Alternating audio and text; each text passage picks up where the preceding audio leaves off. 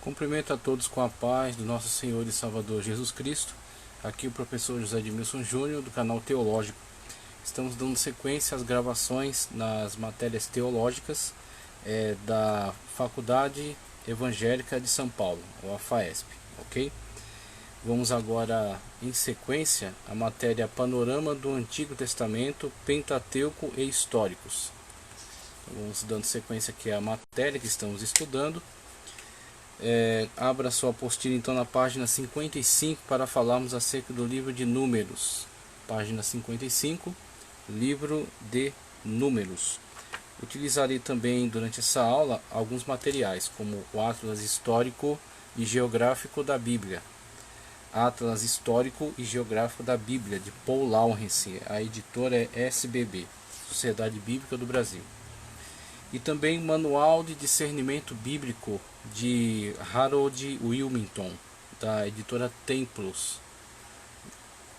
O que eu mais gosto nesse manual, ele é como um comentário bíblico compacto, ok? Ele tem muitas informações interessantes, mas ele não se estende tanto nos comentários. Ele é bastante objetivo para que todo o conteúdo de Antigo e Novo Testamento caibam em uma obra só. Então,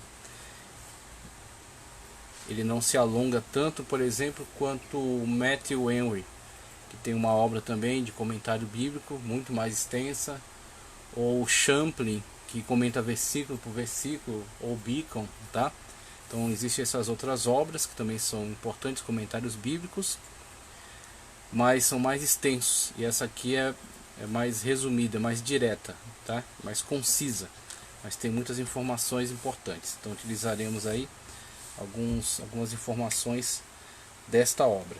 Então, Panorama do Antigo Testamento, Pentateuco e Históricos, na parte que fala acerca do livro de Números.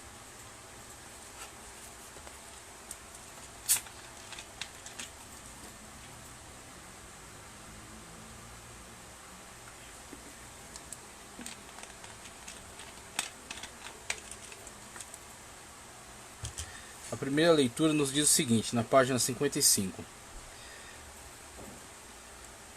Nada é mais maravilhoso que o cuidado e o interesse de Deus pelo seu povo. O livro de Números registra com precisão esse cuidado e interesse de Deus ao conduzir seu povo pelo deserto, preparando-o e levando-o ao cumprimento de sua própria promessa. Deus prometeu, Deus tomou a frente, jurou pelo seu próprio nome, e eis aí o cumprimento, a libertação do povo de Israel, pela instrumentalidade de Moisés, que chama Arão para seu auxiliar, ok? Deus envia então as pragas, aquelas 10 pragas sobre o Egito. O próprio Deus também endurece o coração de Faraó para que todo seu trabalho seja realizado ali. A demonstração da verdade acerca do único e verdadeiro Deus, e a destruição dos ídolos que eram cridos por aquela sociedade. Então cada praga atacava este ídolo, este falso Deus, e assim demonstrava para aquele povo quem era o verdadeiro Deus, possibilitando a conversão, possibilitando a aceitação deste Deus, esse Deus que estava se manifestando de forma poderosa ali para a libertação de seu povo. Então você tem a libertação de Israel do cativeiro egípcio, e agora a peregrinação pelo deserto. O livro de Êxodo nos narra o início dessa peregrinação. O livro de Levítico fala muito acerca da constituição do culto, tá? Da liturgia de culto e da constituição do sacerdócio, tá? E toda a legislação relacionada às práticas do sacrifício e à vida dos sacerdotes, como eles deveriam se comportar dentro dessa instrução de Deus, dentro daquilo que Deus estava estabelecendo, estava determinando, ok? Então você tem aí essas situações que são bastante esclarecidas do conteúdo que é comunicado no livro de Êxodo e no livro de Levítico. E você chega agora ao livro de Números, você tem a situação da entrega da lei, ok? No Monte Sinai. Você tem os grandes recenseamentos que são feitos por parte de Deus. E terá então as peregrinações em demanda de Canaã. Haverão importantes batalhas, haverão situações de rebelião entre o povo de Israel, consequências dessas rebeliões, e aí você terá todo esse histórico levando eles até as campinas de Moabe, onde você terá agora o livro de Deuteronômio, os últimos discursos de Moisés, a morte de Moisés, tá?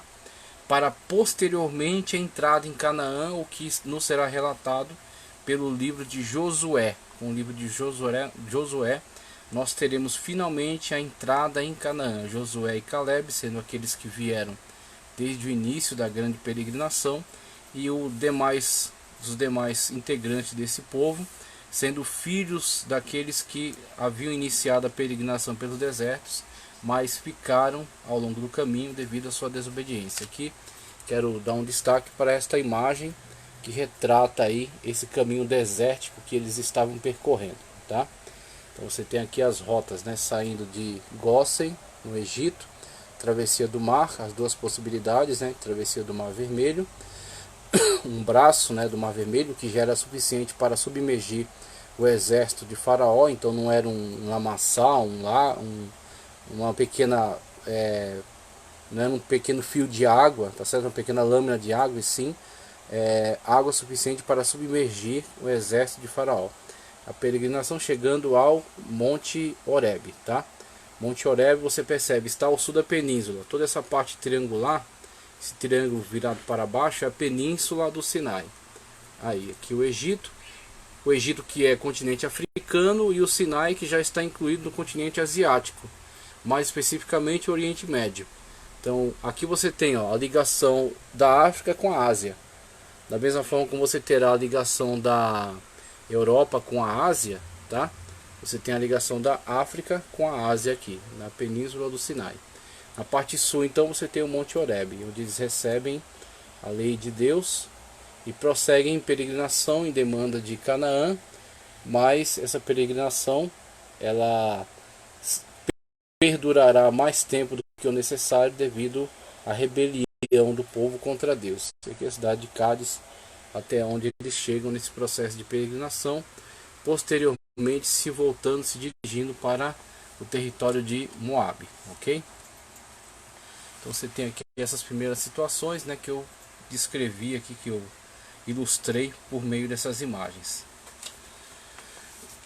O texto nos diz aqui em continuidade: o livro de Números retrata um tempo muito importante de Israel, que estava prestes a entrar na terra prometida.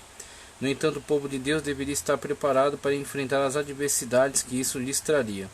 O livro de Números nos mostra como Deus organizou o seu povo desde a preparação do exército até o envio de espias para conhecerem a terra e trazerem notícias ao povo, passando também pela elaboração de algumas leis à medida que surgiam necessidades além de outras áreas. Os hebreus deram o nome a este livro de Vaiedaber, falou o Senhor, ou com mais frequência Bamidbar, no deserto. E isso por causa de seu primeiro versículo. No caso dos tradutores gregos, deram a este livro o nome de Números ou Aritmoi do grego, por causa do censo que se encontra capítulos 1 ao 3 e também o 26. Com isso, passemos a estudar panoramicamente o livro, né? A sua importância. Como já destacamos, o livro de Números retrata um momento especial da história de Israel por aquilo que estava por acontecer, que por si só já confirma sua importância sobre o papel, né? A importância de Números. Leamos as palavras de Brevard Shields. Apesar da diversidade de assuntos e da complexa estrutura literária, o livro de Números mantém uma interpretação sacerdotal unificada da vontade de Deus para seu povo, o qual é exposta em um nítido contraste entre o santo e o profano. Então você tem as diversas situações, inclusive ele já dá aqui a ideia de que é extenso e complexo, então ele narra diversas situações importantes e determinantes para a vida de Israel. Então situações, algumas delas de de grande testemunho, tá certo, do poder de Deus entre os israelitas, de processos difíceis que foram superados, foram vencidos, importantes batalhas, de um povo que estava se deslocando ao longo do deserto, e que temos que sempre nos recordar, um povo que viveu algumas centenas de anos, né, 400 anos, alguns apontam, 400 anos, 420, ali cativos no Egito. Claro que não todo esse período, tá? Porque eles foram recebidos lá como hóspedes.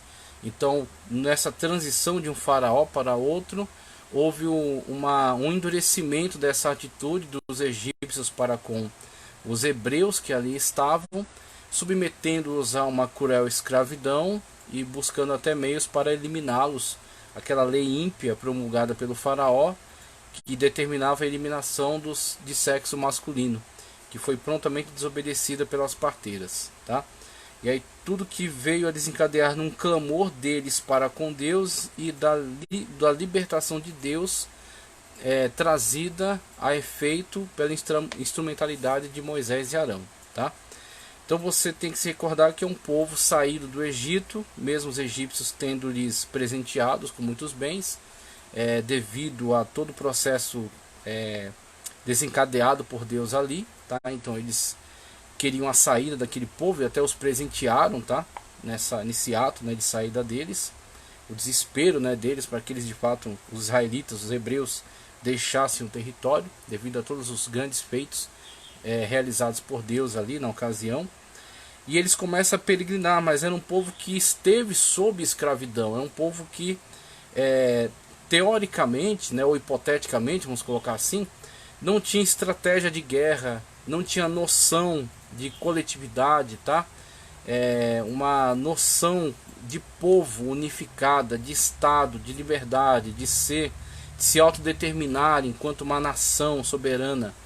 Então tudo isso será desenvolvido por Deus ao longo desse processo, e Números retrata para nós muito disso, tá?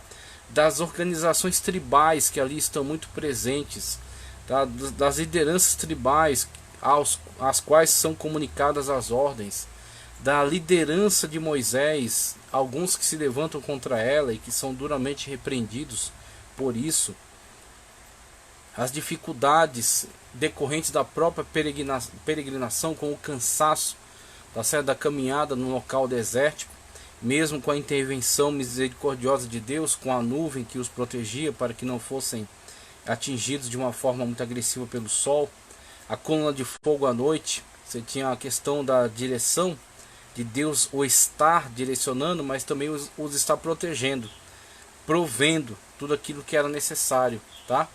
Mas algumas situações vão se desencadear, por exemplo, em determinado lugar, em decorrência também da murmuração deles, Deus permitirá que serpentes os atormentem, né? Que venha trazer ferimentos e febre, tá certo? E venha trazer sofrimento a eles, né? Como punição a esta constante murmuração deles. Mas diante disso vem o clamor e o arrependimento, e com o arrependimento vem o crescimento, o amadurecimento espiritual, mas também a noção de dependência de Deus. Então eles dependem de Deus para tudo, dependem de Deus para estar vivos, dependem de Deus para o pão, para a água.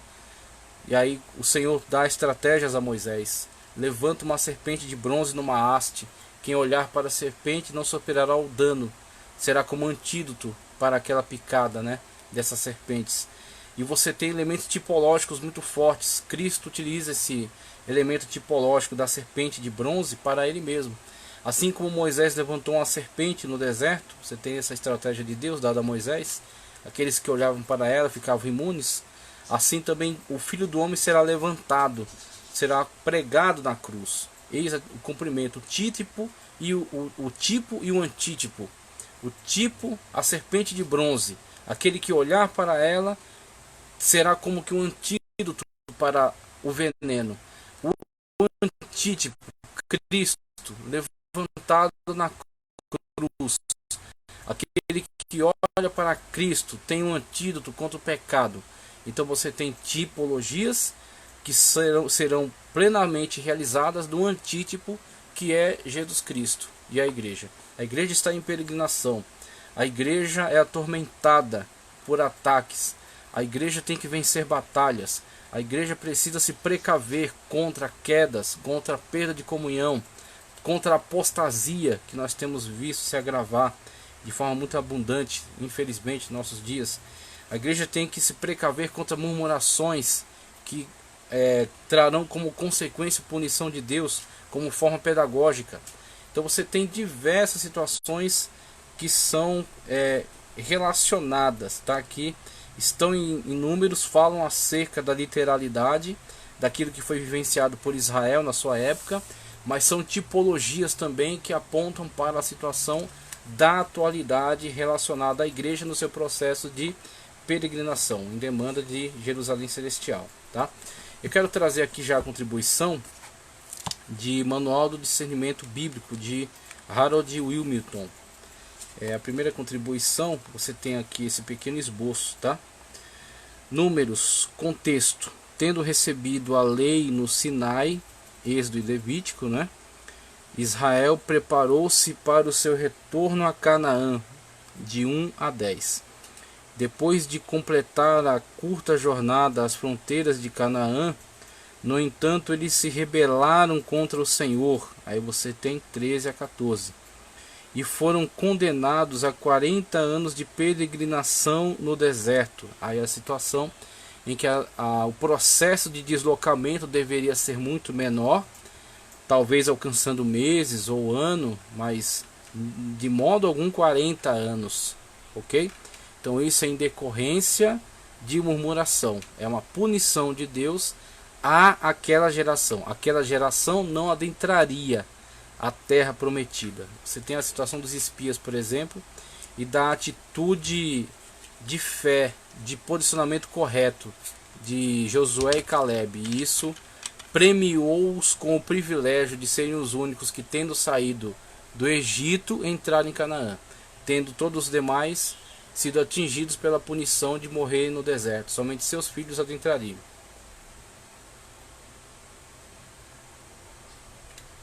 Números fala muito acerca disso. Depender de Deus, confiar em Deus, crer em Deus, aceitar a ordem de Deus, andar conforme as ordens de Deus. Fala muito acerca disso.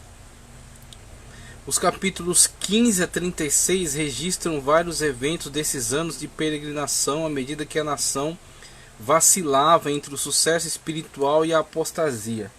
O livro termina com Israel acampado mais de uma vez, tendo à vista a terra prometida, próximo a ela, mas sem poder adentrar, aguardando então a ordem de Deus para isso, tá?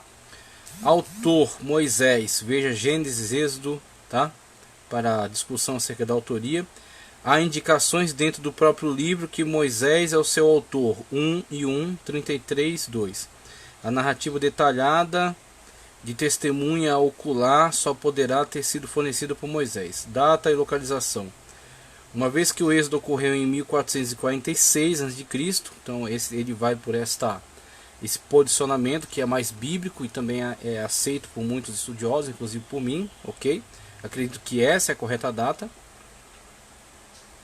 O livro não poderia ter sido escrito até aproximadamente 1406. Moisés provavelmente mantinha um diário da peregrinação, de modo que Números foi escrito de fato no curso de 40 anos e recebido a sua versão final em 1406. Propósito.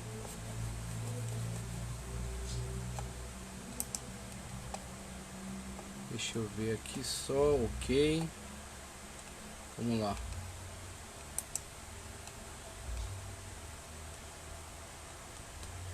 Ok, propósito. Mostrar que Deus castiga seu povo quando ele o desobedece. Prefigurar o sacrifício de Cristo por meio do simbolismo, como a novilha vermelha e a serpente de bronze. Então ele fala também acerca da chamada novilha vermelha. Então você tem esse ritual de purificação. O sacrifício, tá certo? As cinzas misturada com água e todo aquele processo de purificação. E isso é uma tipologia de Cristo, sem dúvida. Continuar revelando os atributos de Deus. Gênesis e Levítico mostrando sua perseverança, da guarda da aliança, o equilíbrio entre a sua graça e o seu castigo irado, E aí segue esboço aqui. Israel no Sinai, preparação de 1 em 1 até 10:10. De 1 em 1 até 10:10. O censo do povo, capítulo 1. Distribuindo acampamentos ao redor do tabernáculo, 2. Então isso é uma organização estrutural desse povo, que para nós muitas das vezes escapa a importância, mas que diante daquele quadro você pode ver uma nação se estruturando, uma organização, uma ordem estabelecida. Então não é mais um aglutinado de pessoas escravizadas, não é mais um aglomerado de pessoas sem identidade, é um povo que está lutando por sua liberdade, recebeu da parte de Deus uma intervenção poderosa para que fossem libertos daquela escravidão, estão em peregrinação num lugar transitório, um lugar perigoso, um lugar desprovido, dependem, confiam totalmente em Deus e agora estão sendo organizados como uma nação constituída constituída pela união, pelo acordo entre diferentes tribos aparentadas a partir de seus ancestrais.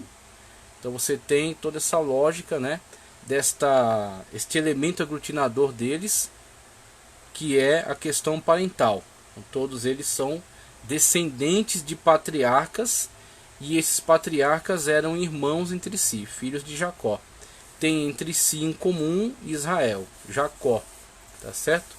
E tem diferentes mães, né? Então você tem Bila, Raquel, Leia, Raquel, Bila e Zilpa.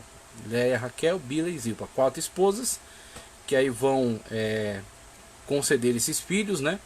E então todos eles vão compor a grande nação hebreia, que está agora sendo liberta, se deslocando pelo deserto, se afirmando como um povo e se organizando numa estrutura de tribos. Então você tem essa organização essas diferentes tribos em torno do tabernáculo. Aí veja, elas estão em torno do tabernáculo. Então o elemento agora que os unifica não é apenas uma tradição, tá? Uma tradição oral acerca do Deus de Abraão, Isaac, Jacó e de seus parentes. Eles estão organizados em torno da adoração a Deus. Eles estão acampados em torno do tabernáculo. O tabernáculo é um lugar onde os sacrifícios são realizados e Deus, recebendo esses sacrifícios, Deus então perdoa-lhes os pecados e os abençoa, e os protege, e os guarda, e estende o braço forte sobre eles e provê para eles tudo o que eles necessitam. Então agora eles são povos, eles têm sua identidade tribal, e essa identidade tribal ela é organizada, tá? Para que eles em conjunto constituam uma nação. E é uma nação que tem soberania debaixo da proteção de Deus. Deus garante que eles possam vencer suas batalhas, ter o que precisam e peregrinar em demanda de Canaã, se constituindo então agora uma nação subdividida em tribos, tá? Distribuindo o acampamento em redor do tabernáculo. Isso aqui é extremamente relevante. Censo dos levitas, suas atribuições distribuídas. As diferentes famílias dos levitas que têm diferentes encargos, tá? Aqueles que carregam a arca, aqueles que carregam os diferentes equipamentos do tabernáculo, outros que se envolvem na liturgia do culto, tá? Aqueles que são da família de Arão e Moisés, que constituem o sumo sacerdócio. Você tem todas essas organizações aqui que estão ligadas diretamente à tribo de Levi. Padrões de pureza, capítulo 5. Nazireus, um voto específico que é encontrado aqui no livro de Levítico e que posteriormente nos fornecerá a interessante história de Sansão. Sansão será então um nazireu, tá? Não pode passar navalha sobre seu cabelo, não bebe vinho, então tem todas as estipulações aí, não pode tocar num cadáver, todas as estipulações para o nazireado, tá? Ofertas para o tabernáculo dos líderes de Israel. E veja aí a constituição das lideranças das tribos. Então você tem você tem uma organização que distribui o poder. Então você tem certa cota de poder que é distribuído às lideranças tribais, e dentro dessas lideranças tribais os clãs que constituem a tribo, e dentro dos clãs as famílias com os seus patriarcas. Então você tem aí o pai de família, a sua autoridade dentro do lar, tá certo? E esse pai de família, juntamente com outras famílias, constitui um clã, e estes clãs constituem a tribo. Então você tem as tribos e os líderes de tribos, e cada líder de tribo tem então a sua participação. Então você tem um poder compartilhado, ok? E eles têm que andar em conjunto aí, todos vinculados à lei de Deus, todos em obediência à lei de Deus. Interessante. O que sofrerá uma mudança drástica na época da monarquia, onde haverá a concentração do poder na mão do monarca, conforme Deus mesmo havia alertado. Há leis estipulando a forma, a maneira como a monarquia israelita pode ser constituída. Em Deuteronômio nós veremos isso, tá? Mas também há alertas quanto a diferente lógica, tá certo, que se opera dentro de uma monarquia. Então na monarquia você tem a concentração do poder. O poder não estará mais dividido. O poder agora é concentrado na mão do monarca, tá certo? E da corte que está com ele. Então você tem uma corte que são os seus conselheiros que estão juntos a ele e que concentram então esse poder, tá? Vamos ver aqui ofertas, né, dos líderes de tribo, dedicação dos levitas, capítulo 8, nuvem de fogo, trombetas de prata, capítulos 9, versículos 1 ao 10, e também o 10, do Sinai a Cádiz, a peregrinação, né, partida do Sinai, capítulo 10, verso 11 ao 36, reclamações e soluções, é o 11, Miriam e Arão criticam Moisés, aquela situação em que Miriam será duramente punida com a lepra, tá? Rebelião em Cádiz Barneia, o 13 ao 14, eles tentam então uma iniciativa própria de tomada de Canaã sem a direção de Deus, o que lhes trará graves consequências. Eles verão que não têm capacidade de autodeterminação sem estarem submetidos às ordens e à orientação de Deus. Eles tentam fazer isso e fracassam vergonhosamente. Leis adicionais é o 15. Rebelião de Coré, Datã e Abirão, é o 16. A vara de Arão floresce, aqueles sinais que demonstram a aceitação de Deus do ministério de Arão e a condenação desses outros que se rebelaram contra ele, né, que se amotinaram. Eles se amotinaram contra Moisés e Arão. E Deus confirma que o líder que ele na verdade havia levantado era sim Arão. Tanto que você tem a situação dessa vara, né, as duas varas secas, a vara que florescer é o sinal de Deus para a sua aceitação. A vara de Arão floresce. Então ela será depositada na arca. As tábuas da lei, a vara de Arão, que é uma confirmação do ministério, e um pote com o maná, a providência de Deus. Então você tem esses três elementos depositados dentro da arca, tá? Rebelião de Coré, Datão e Abirão, a vara de Arão floresce, tarefas dos levitas, capítulo 18, purificação das cinzas de uma novilha vermelha, 19, veja aqui, ó, essa tipologia da novilha vermelha, e Jesus Cristo é para nós essa novilha vermelha, sacrifício purificador. O tabernáculo somos nós, o Espírito Santo habita dentro de nós. Nós somos templo e morada do Espírito Santo. E isso porque fomos purificados pelo sacrifício de Cristo Jesus. Eis aqui a tipologia da novilha vermelha e o antítipo que é Cristo Jesus. Aí, claro que alguns também enxergam algumas questões escatológicas para o nascimento dessa novilha vermelha e o apontamento para o grande evento, né? Arrebatamento e período escatológico, com a reconstrução do templo a partir de uma perspectiva dispensacionalista, tá? Então você tem essa questão importante aqui da novilha vermelha. Moisés fere a rocha, aquele evento 21 ao 13, aquele evento triste em que Moisés no primeiro momento atende a ordenança de Deus de forma perfeita, mas depois, movido também pela situação de pressão que ele estava sofrendo, ele acaba por falhar nessa segunda ordem, na qual Deus havia dito para Moisés falar à rocha.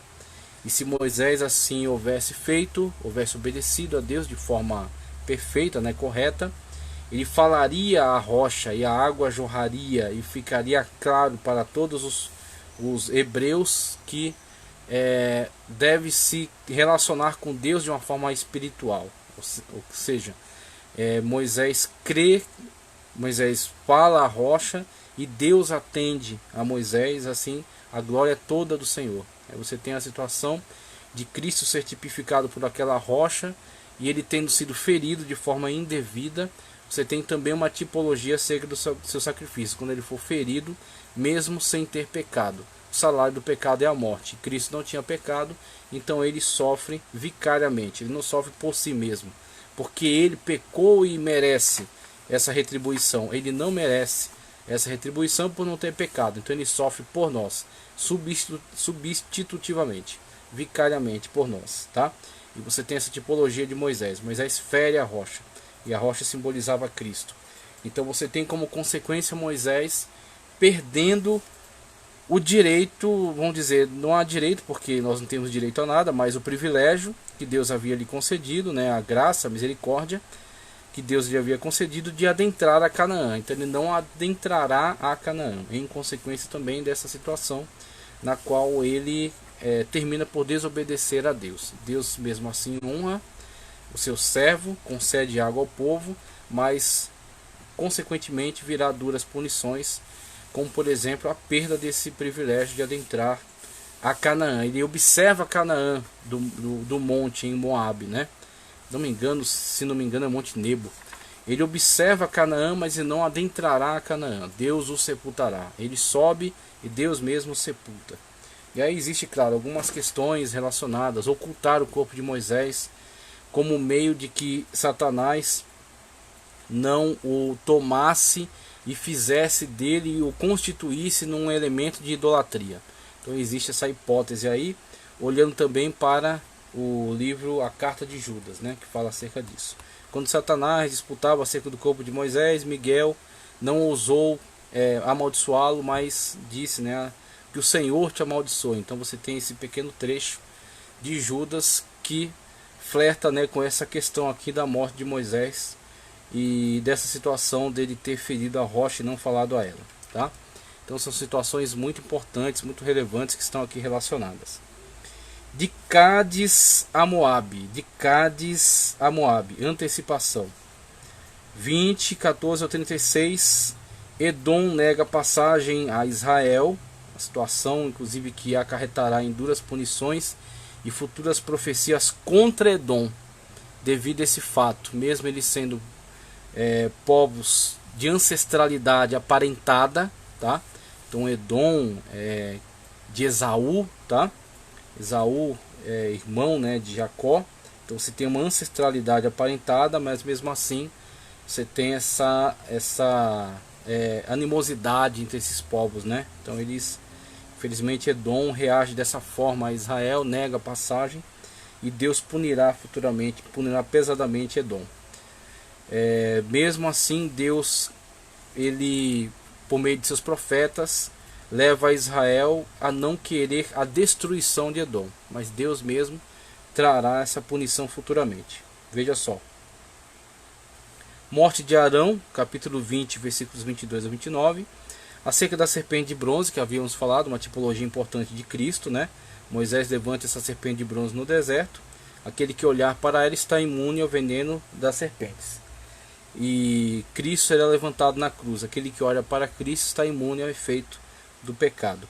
Israel derrota Seom e Og, reis da Transjordânia, tá? Que estavam aí resistindo a Israel, serão então destruídos, serão mortos e seus territórios serão cedidos agora a Israel. E você terá 2,5 tribos que, negociando com Moisés, fazem o pedido para que eles sejam estabelecidos como proprietários naquela região. Meia tribo de Manassés, a tribo de Ruben e Gade, que trabalhavam com muito gado, tá? E então queriam aqueles bons territórios que eram adequados para isso. Não eram montanhosos, eram territórios vastos, né, férteis, adequados para esse tipo de trabalho. Então eles pedem, Moisés concede, só que requer deles um compromisso, que eles passem o Jordão junto com seus irmãos para colaborarem nas batalhas de conquista do território de Canaã, o território que Deus havia prometido a eles. Eles aceitam esse acordo, eles de fato se engajam também nas campanhas de conquista de Josué, percorrem todo o território, tendo sido posteriormente dispensados, vão então para suas terras dar continuidade às suas atividades, né? Sendo possuidores aí do que veio se chamar de Transjordânia, ou na Bíblia eu acredito que chama-se Gileade. Serpente de bronze, Israel derrota Sihon e Og, Balaque e Balaão, uma passagem muito interessante que também é retratada no livro de Judas, acerca do prêmio de Balaão, né? Como Balaão, ele infelizmente, mesmo sendo daqueles casos, inclusive recomendo, deixa eu ver aqui um livro, deixa eu ver se ele está fácil aqui, recomendo um livro, ele não está à vista aqui, depois eu vou encontrá-lo e eu mostro para vocês. Recomendo um livro chamado Fator Melquisedeque. Com certeza você já ouviu falar dele. Fator Melquisedeque, tá? O Fator Melquisedeque, Paul Richardson é o autor. Só não está aqui disponível para eu mostrar para vocês, mas vocês vão adquirir esse livro, Fator Melquisedeque, de Paul Richardson. Ele, de uma forma muito inteligente, aborda esta questão bastante curiosa, né, bastante interessante, da manifestação de Deus, como Deus, mesmo antes da lei, mesmo antes de Israel ser constituído como um povo e haverem os profetas e sacerdotes e homens levantados, né, juízes, líderes, Deus se manifestava para o povo de uma forma mais geral, mais ampla. O próprio Melquisedeque, né, o rei de Salém, aquele que adorava El Elyon, o Deus Altíssimo. Abraão, que adorava El Shaddai, o mesmo Deus, mas a manifestação de Deus de uma forma específica, de uma forma diferenciada. Então você tem Abraão, encontra-se com Melquisedeque e ele paga os dízimos e é abençoado por Melquisedeque. Então você tem essa situação de Melquisedeque, você também tem a situação de Balaão. Ao que parece, de acordo com o que o texto nos mostra, Balaão sim ouvia a voz de Deus. Ele ouvia a voz de Deus, mas em determinado momento ele se deixa levar pelo suborno. Você tem a figura de Balaque, né? Então Balaque o suborna, tá? Ele, tendo sido subornado, vai então tentar profetizar contra Israel, mas Deus converte a profecia de maldição em profecia de bênção. Ele não consegue amaldiçoar Israel. E aí Deus transforma sempre em bênção. Deus faz, né, determina que aquilo seja pronunciado como bênção. E ele, não conseguindo amaldiçoar Israel, inclusive uns textos maravilhosos sobre Israel, sai da boca de Balaão, né? Ele não conseguindo amaldiçoar Israel, ele dá estratégias a Balaque. Ele não consegue diretamente amaldiçoar Israel, mas ele dá estratégias a Balaque, que é quando Balaque conclama algumas mulheres, tá certo? Que vão até o acampamento de Israel e convidam os homens para um tal de culto a Baal Peor. E esse culto a Baal Peor é um culto promíscuo, é um culto de fertilidade. Então muitas dessas lideranças têm relações sexuais com essas mulheres que se ofereceram a eles. Isso traz pecado terrível sobre eles. Inclusive um desses líderes, ele é atravessado com uma lança por Finéias, um importante personagem dos levitas, e desencadeia então todo um juízo sobre essas lideranças. Então eles são duramente punidos e Israel prossegue depois na sua peregrinação, tendo se reconciliado com Deus.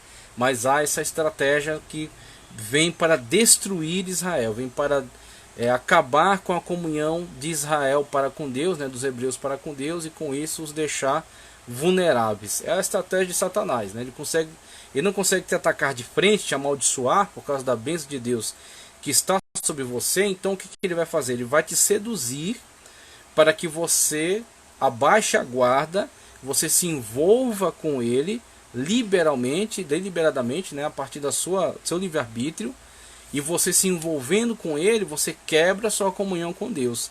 Tendo quebrado sua comunhão com Deus, apostatado da fé, você está vulnerável. Estando vulnerável, ele consegue te destruir. Então ele cria uma estratégia. Ele não consegue te atacar diretamente, ele tenta te seduzir. Você pode ser seduzido ou não, né? Então ser tentado não é o pecado. O pecado é ceder. O pecado é cair. Quando você cede à tentação e cai, aí você vai desencadear todo um processo no qual você vai sentir culpa, remorso. E se você não se arrepender, como Cristo diz, aquele que se arrepende e deixa, alcança misericórdia. Se você não se arrepender e não alcançar misericórdia, você apostata da fé, você acaba decaindo da fé. O que te deixa vulnerável a uma ação mais violenta por parte de Satanás, o que pode trazer a sua destruição, tá? Israelitas seduzidos pelos Moabitas, é o que eu acabei de escrever. Segundo o censo do povo, 26. Josué para o sucessor de Moisés, é 27. Regulamentos para adorações e votos, 28 a 29. Regulamentos para votos, é 30. Israel derrota os midianitas, situação, né, de cooperação entre alguns líderes que mantêm os braços de Moisés suspensos, intercedendo por Israel, levando eles a vencer aquela batalha. Derrotas midianitas, assentamento das tribos transjordânicas, 32, aquelas tribos que receberam, né, a concessão daquelas terras. Revisão da jornada no deserto é 33. Assentamento de Canaã descrito, 34 ou 36, encerramento do livro de Números. E aqui você tem também alguns personagens importantes. Balaão, tá? Fato-chave, tentou amaldiçoar Israel, do 22 a 24. Pai, Beor, 22 e 5. Profissão, adivinho, 22 e 7. Morte, registrada em 31, 8. Depois de ele ter dado aquela estratégia para Balaque, né? Então ele é morto numa dessas batalhas. Total de referências bíblicas, 61. Palavras-chave, aí você tem todas essas referências. Miriam também é um personagem relevante, tá?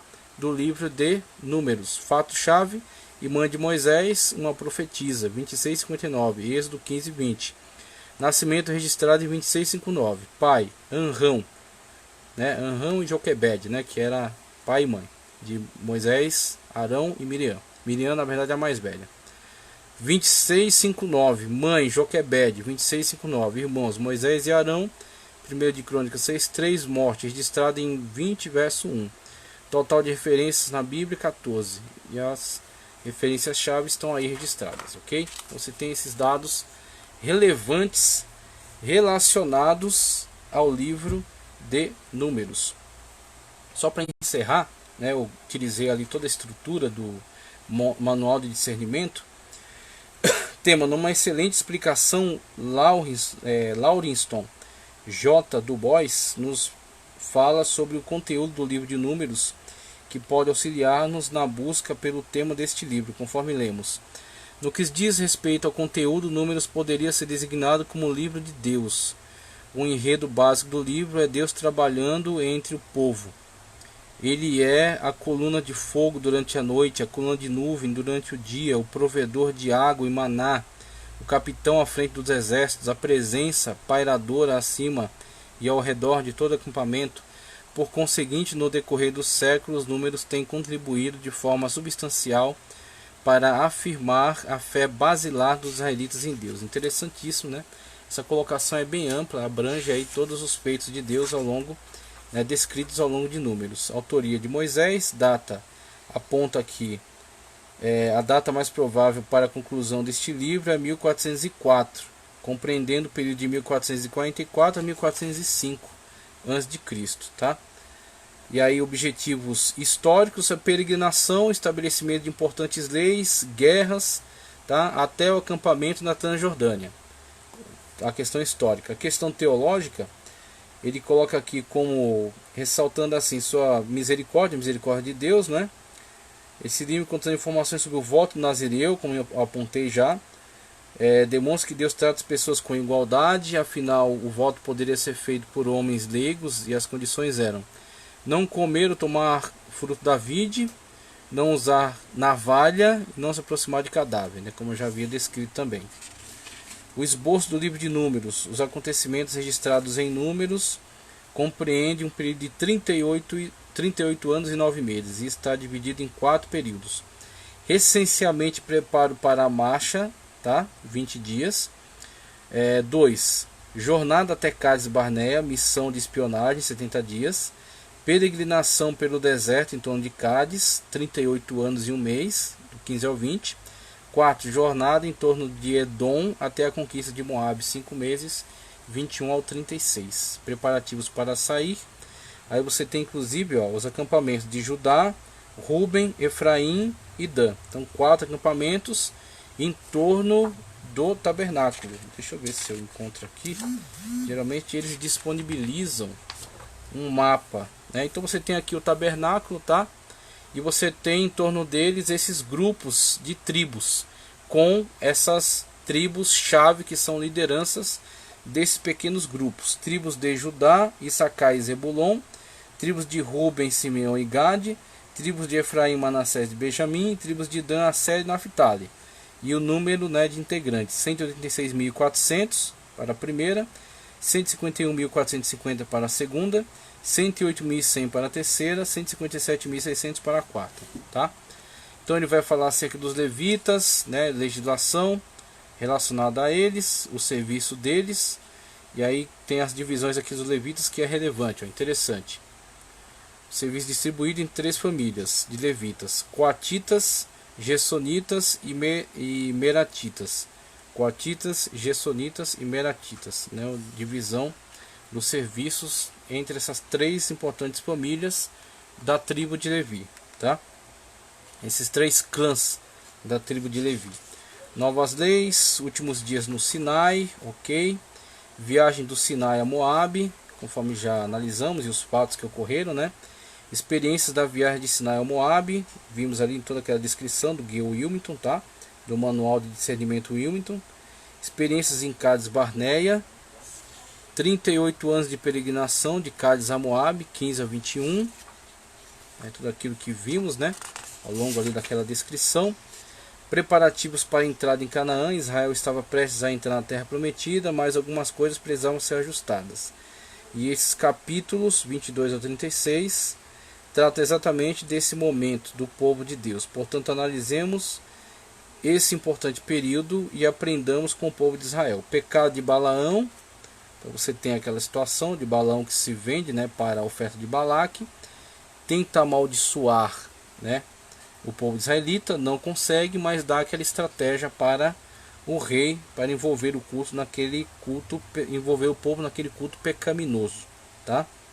Então você tem aí essa situação. Vamos ver. O pecado de Israel, mudando a forma com que temos adotado até aqui, com a intenção de uma boa compreensão, leiamos o que Donald D. Turner tem a nos dizer. Fornicação carnal, versículo 1, a fornicação espiritual, versículo 2.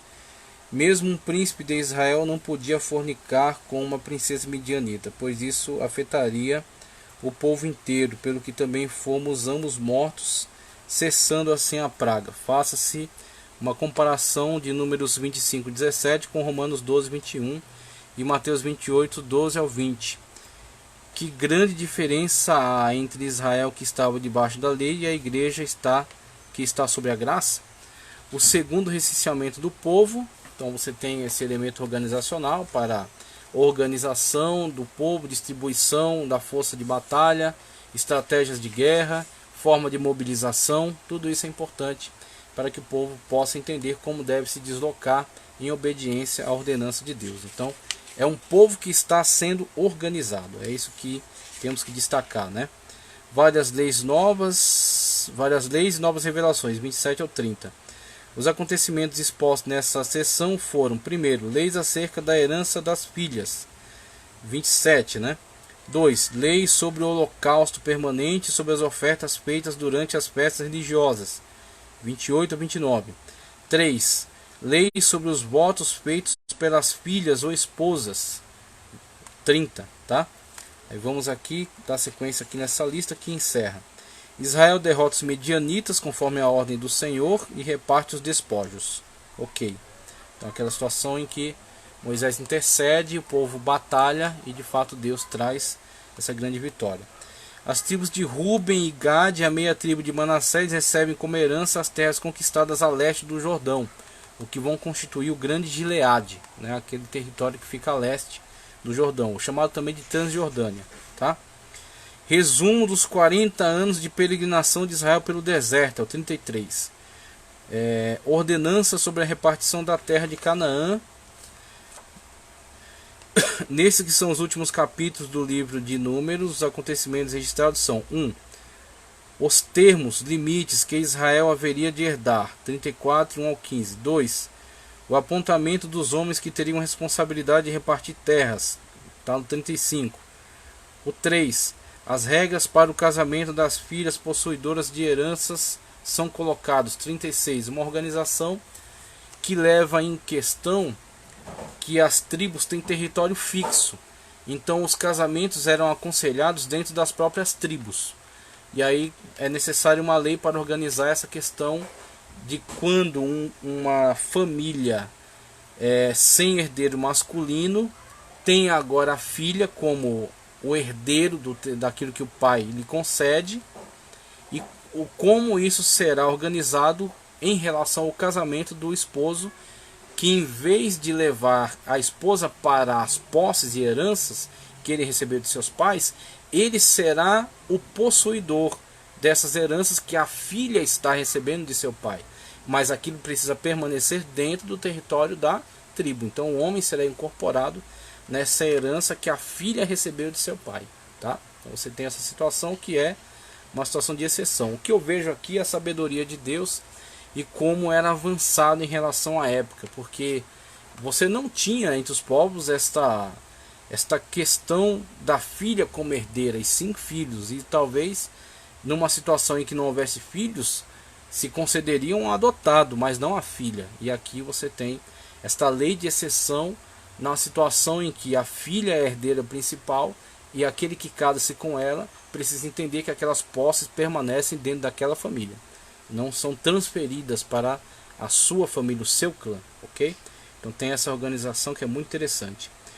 Como conclusão do nosso panorama do livro de Números, escolhemos inserir o que Boyce, 2005, página 323, que nos ajudará a ter uma noção geral de tudo o que refletimos até aqui, em que ele defende que peregrinação define muito bem este livro, e que o texto-chave de todo ele não está nem no início e nem no final, antes no âmago do livro, e faz referência ao texto de Números 10, 29. Quero até ler, né? Números 10, 29, se ele faz referência a isso de uma forma tão relevante. Vamos abrir aqui ao meio da revista corrigida, tá? Levítico, Números, vamos ao 10, 7, aqui, 10, 29, é isso? 10, 29. O que nos diz então o texto, que é tão relevante conforme apontado? Disse Moisés a Robabe, filho de Reuel, o medianita, sogro de Moisés: estamos de viagem para o lugar que o Senhor disse dar-vos-ei. Vem conosco e te faremos bem, porque o Senhor prometeu boas coisas a Israel. Interessantíssimo mesmo, né? Então terminamos aí com esses importantes auxílios: o mapa, né, histórico e geográfico, o manual de discernimento bíblico, que nos deu um esboço importantíssimo, e o texto da Sagrada Escritura com esse versículo-chave. Analisamos então o livro de Números, ok? Terminamos a análise do livro de Números. Vamos partir agora, posteriormente, para o livro de Deuteronômio. Então o próximo vídeo será panorama do livro de Deuteronômio. Muito obrigado, peço para que você curta o vídeo, compartilhe, inscreva-se no canal e que Deus continue abençoando.